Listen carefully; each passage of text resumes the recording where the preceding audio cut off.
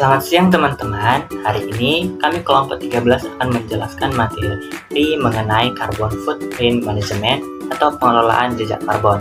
Sebelum itu, perkenalkan kelompok kami, saya Niko Silalahi, teman saya Fergio Siregar, Aris Taidan, dan Genta ke pembahasannya. Sebagai pendahuluan, perubahan iklim menjadi salah satu tantangan terbesar yang dihadapi dunia saat ini.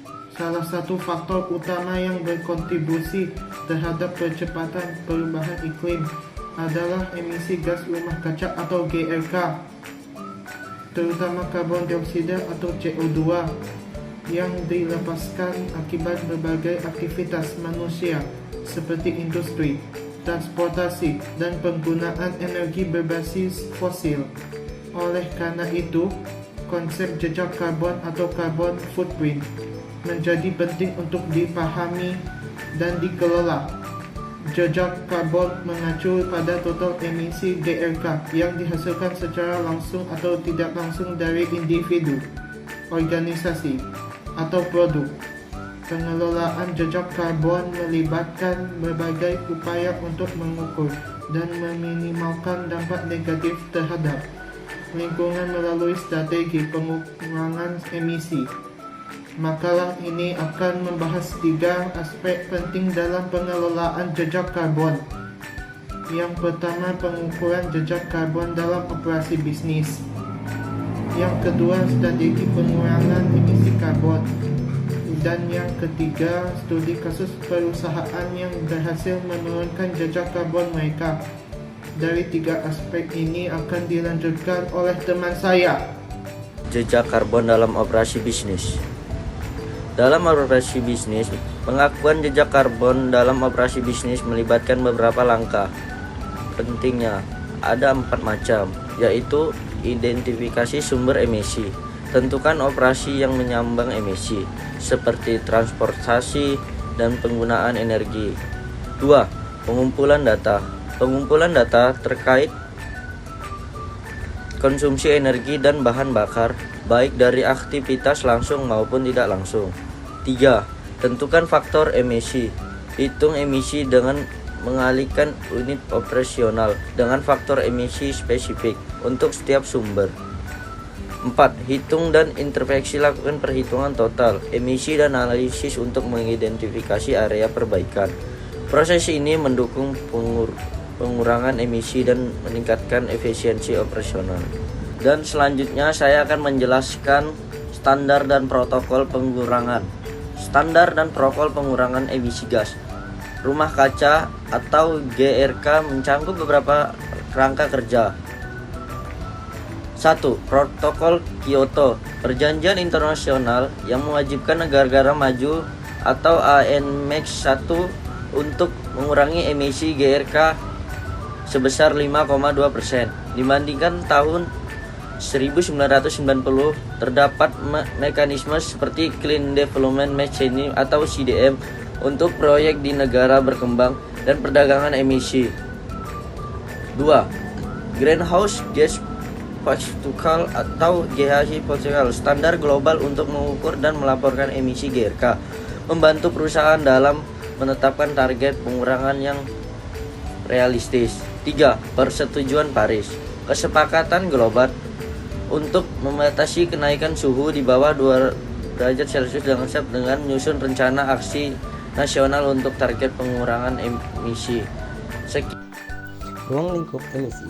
Menurut Greenhouse Gas Protocol, emisi gas rumah kaca dalam bisnis dibagi menjadi 3 kategori. Scope 1, emisi langsung, emisi yang berasal dari sumber yang dimiliki atau dikendalikan langsung oleh perusahaan. Contoh emisi Scope 1, pembakaran bahan bakar fosil untuk kendaraan perusahaan, penggunaan mesin pabrik yang menghasilkan CO2, kebocoran gas pelindung pendingin dari pendingin ruangan. Scope 2, emisi tidak langsung dari energi, emisi dari energi yang dikonsumsi oleh perusahaan tetapi dihasilkan oleh pihak ketiga seperti listrik, panas, atau uap yang dibeli. Contohnya termasuk emisi dalam pembangkit listrik yang menghasilkan energi yang dibeli dan digunakan oleh perusahaan. Scope 3, emisi tidak langsung lainnya, emisi dari aktivitas tidak langsung seperti rantai pasokan, distribusi, perjalanan bisnis, dan penggunaan produk oleh konsumen. Teknik pengukuran jejak karbon. Pengukuran emisi karbon dilakukan dengan berbagai teknik yang memungkinkan perusahaan untuk memahami jejak karbonnya dan mengambil tindakan pengurangan. Teknik ini melibatkan pendekatan spesifik untuk scope 1, 2, and 3. Pendekatan bottom up menghitung emisi berdasarkan data aktivitas operasional seperti penggunaan bahan bakar atau listrik. Pendekatan top down menggunakan data agregat untuk memperkirakan emisi terutama untuk scope 3. Faktor emisi menghitung emisi berdasarkan faktor standar untuk bahan bakar atau energi. Pendekatan proxy menggunakan data industri sejenis untuk memperkirakan emisi jika data tidak tersedia. Alat dan software untuk menghitung serta melacak emisi karbon. Terdapat berbagai alat dan software yang dirancang untuk membantu perusahaan dalam menghitung, melacak, dan melaporkan emisi karbonnya, baik dari scope 1, 2, maupun 3. Berikut adalah beberapa contohnya. Sfera. Platform ini menyediakan solusi untuk pelaporan keberlanjutan dan manajemen risiko lingkungan, termasuk alat untuk menghitung jejak karbon berdasarkan standar internasional. Carbon Trust Fund Manager. Alat ini dirancang untuk membantu perusahaan mengukur pengolahan dan melaporkan jejak karbonnya. SIMAP, Sustainability Indicator Management and Analysis Platform. SIMAP adalah alat yang membantu organisasi mengukur emisi karbon, energi, air, dan limbah yang berfokus pada manajemen keberlanjutan dengan menggunakan data operasional dan faktor emisi untuk memberi gambaran jejak karbon yang lebih komprehensif. GHG, Protokol Kalkulator. Kalkulator berbasis web ini dirancang oleh Greenhouse Gas Protocol untuk membantu perusahaan emisi scope 1 and 2 berdasarkan pedoman yang ditetapkan. Climatic API. Climatic menyediakan API yang memungkinkan perusahaan untuk mengintegrasikan data faktor emisi langsung ke dalam sistem mereka. Yang terakhir, NVZ. NVZ adalah perangkat lunak yang mengelola data keberlanjutan termasuk jejak karbon, air, dan limbah. Materi selanjutnya yaitu strategi pengurangan emisi karbon. Setelah mengukur jejak karbon, perusahaan dapat mengimplementasikan berbagai strategi untuk mengurangi emisi karbon. Langkah ini merupakan tingkat lanjut krusial dalam upaya perusahaan untuk meminimalkan dampak lingkungan dan berkontribusi pada mitigasi perubahan iklim.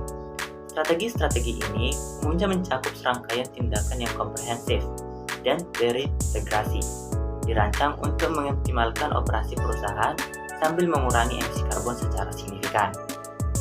Meskipun pendekatan spesifik dapat bervariasi tergantung pada sektor industri dan skala operasi, terdapat beberapa strategi umum yang telah terbukti efektif dan dapat diadaptasi oleh berbagai jenis perusahaan. Yang pertama, ada efisiensi energi. Efisiensi energi ini dibagi menjadi 3, yaitu audit energi. Audit energi adalah proses evaluasi komprehensif terhadap konsumsi energi perusahaan, meliputi analisis penggunaan listrik, bahan bakar, dan sumber daya lainnya. Tujuannya adalah mengidentifikasi area-area yang mengalami pemborosan energi, seperti peralatan yang tidak efisien atau proses yang boros, serta menemukan peluang penghematan potensial. Yang kedua, ada peningkatan efisiensi. Peningkatan efisiensi energi dapat dicapai melalui 2 pendekatan utama, yaitu modernisasi peralatan dan optimalisasi proses. Upgrade peralatan melibatkan penggantian mesin atau teknologi lama dengan model terbaru yang lebih hemat energi, seperti lampu LED, sistem VIC efisien, atau mesin produksi teknologi tinggi. Yang ketiga, ada teknologi smart building. Teknologi smart building bermanfaat otomatasi dan Internet of Things atau IoT untuk mengoptimalkan penggunaan energi dalam gedung. Sistem manajemen energi otomatis mengintegrasikan berbagai perangkat dan sistem, kan pemantauan dan pengendalian energi secara real time. Kedua, ada energi terbarukan. Energi terbarukan ini dibagi menjadi 3, yaitu instalasi on-site. Instalasi energi terbarukan on-site merupakan langkah konkret menuju kemandirian dan pengurangan emisi karbon. Pemasangan panel surya di atap atau area kosong memanfaatkan ruang yang tidak terpakai untuk menghasilkan energi bersih, mengurangi ketergantungan pada jaringan listrik konvensional. Yang kedua, ada Power Purchase Agreement atau PPAS. Power Purchase Agreement atau PPAS menawarkan solusi efektif bagi perusahaan untuk beralih ke energi terbarukan tanpa beban infrastruktur yang besar.